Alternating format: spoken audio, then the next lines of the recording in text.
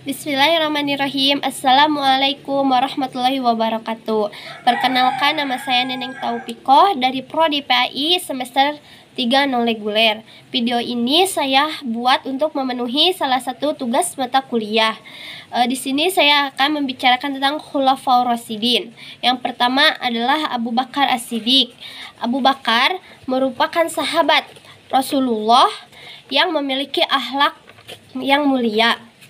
Abu Bakar diangkat sebagai khalifah pengganti kepemimpinan Rasulullah SAW. Nama asli Abu Bakar adalah Abdullah bin Abi Quhafah At-Tamimi.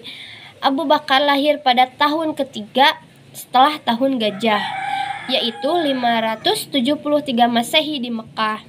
Usianya 3 tahun lebih muda dari Rasulullah SAW. Abu Bakar mendapat gelar As-Siddiq, yang artinya orang yang jujur, karena hal itu disebabkan karena Abu Bakar selalu membenarkan peristiwa yang menimpa Rasulullah, terutama pada peristiwa Isra Miraj.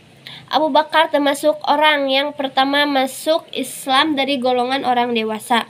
Abu Bakar diangkat sebagai khalifah melalui musyawarah. Abu Bakar diangkat pada tanggal 12 Rabiul Awal 11 Hijriah atau 8 Juni sampai 13 Hijriah atau 634 Masehi.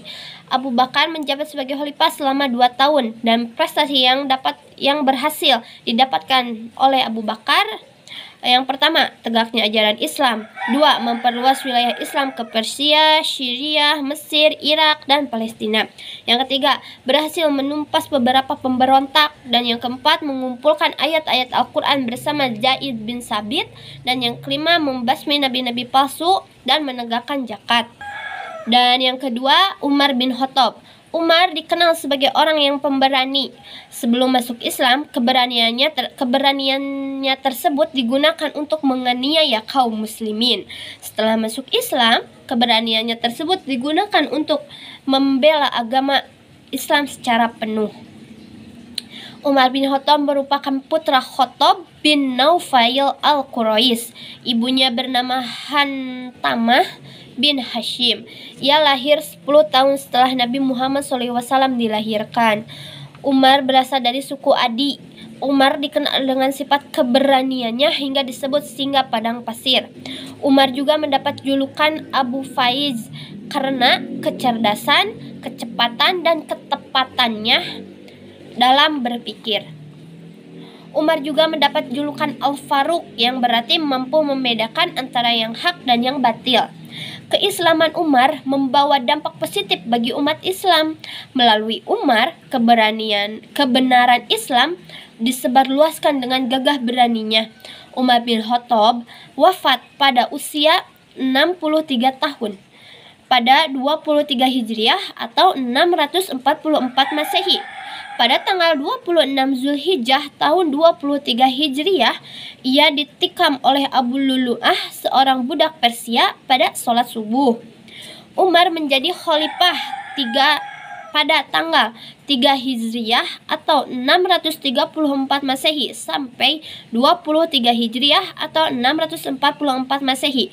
Umar menjabat sebagai khalifah selama 10 tahun. Umar diangkat menjadi khalifah dengan cara ditunjuk langsung oleh Abu Bakar, dan selama khalifah, Umar bin Khattab meraih prestasi 1 di bidang keagamaan, yaitu merenovasi masjid dan membuat kalender Hijriah. Yang kedua, dalam bidang pemerintahan, Umar mendirikan berbagai lembaga dan departemen. Yang ketiga, dalam bidang kemasyarakatan, mendirikan Baitul Mal dan Departemen Pajak Tanah. Dan yang keempat, memperluas wilayah antara kota Damaskus, Persia, Syria, Mesir, dan Baitul Mal. Dan yang ketiga adalah Utsman bin Affan.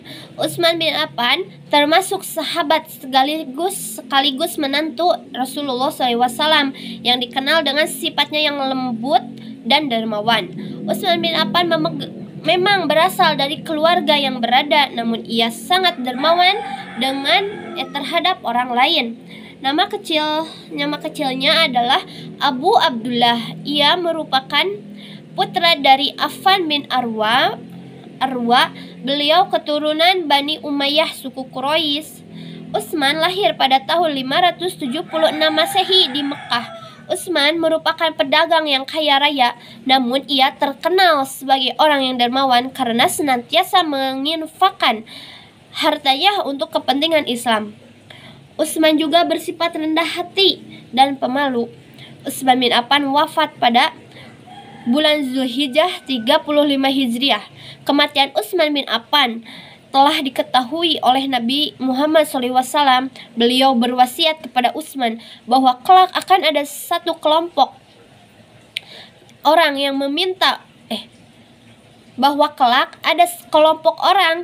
meminta Utsman meninggalkan kepemimpinan. Apabila masa itu telah datang, pertahankan yang ada di tanganmu atau kekuasaanmu. Umar bin Khattab mengajukan 6 kandidat sahabat sebagai penggantinya. Dari ke-6 sahabat tersebut, Utsman yang terpilih menjadi khalifah. Utsman diangkat menjadi khalifah pada tahun 24 atau 35 Hijriah atau 644 sampai 656 Masehi. Masa jabatan Utsman sebagai khalifah selama 12 tahun. Dan prestasi yang telah dicapai oleh Utsman, yang pertama, membentuk administrasi pemerintahan dengan mengangkat amir atau gubernur. Yang kedua, memperluas wilayah, hampir menguasai sebagian besar benua Asia dan Afrika. Dan yang ketiga, membentuk armada laut Islam. Dan yang terakhir, yang keempat adalah Ali bin Abi Thalib. Ali merupakan sepupu Rasulullah SAW, yaitu putra dari paman beliau, yaitu Abu Thalib. Ali merupakan khalifah termuda. Ia terkenal dengan kecerdasan. Hal ini disebabkan sejak kecil Ali mendapat pendidikan langsung dari Rasulullah SAW. Ali juga termasuk orang pertama yang masuk Islam dari golongan anak kecil. Ali bin Abi Thalib lahir pada hari Jumat 13 Rajab di Mekah. Usianya 32 tahun, lebih muda dari Rasulullah SAW. Sejak kecil Ali diasuh oleh Rasulullah SAW. Hal ini dilakukan oleh Rasul demi membantu meringankan beban paman beliau.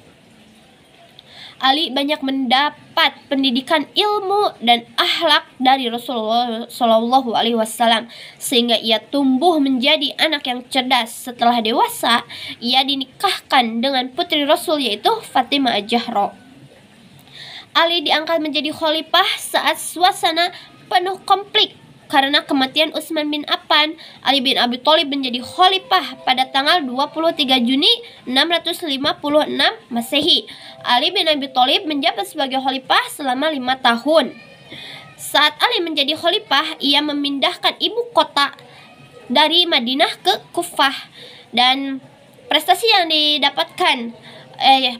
dilakukan oleh Ali bin Abi Thalib selama menjadi khalifah, yaitu mengganti penjabat-penjabat yang tidak cakap semasa khalifah Utsman bin Affan. Yang kedua, mengambil alih tanah negara yang dibagikan pada pemerintahan sebelumnya, membenahi Baitul Mal. Yang keempat, mengajukan bidang ilmu bahasa. Yang kelima, membangun stabilitas keamanan dalam negeri. Dan yang keenam, membangun Kufah. Nah, di sini saya sudah membicarakan tentang 4 khalifah Rasyidin. Demikian pembicaraan dari saya.